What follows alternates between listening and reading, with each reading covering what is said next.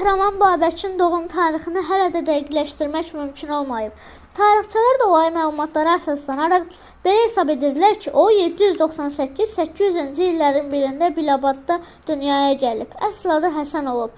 Atasının ölümündən sonra karvanlara qoşularaq Azərbaycan hər tərəfini gəzib. Xürrəmi təlimi ilə tanışlığı Təbrizdə başlayıb.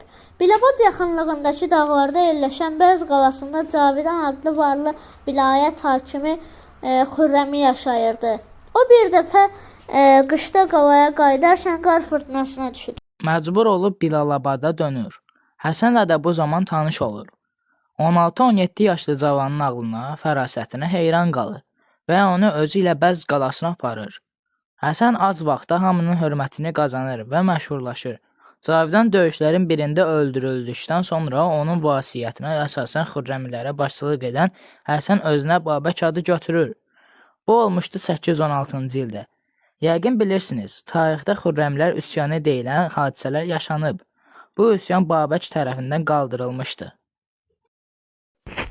Bilabad yaxınlığındakı Bəz adlanan qalada yerli Xürrəmlərin başçısı varlı vilayət hakimi Cavidan İbn Sührək qış vaxtı Zəncandan qalasına qayıdarkən qar fırtınasına düşür. Babək anasının evindən gərgələməli olan Cavidanın dəstəsi qoşulur və Bəz qalasına gedir. Hər dəfə də məğlub olur. Bu minvalla Babək xilafətə qarşı təxminən 17 il vuruşur.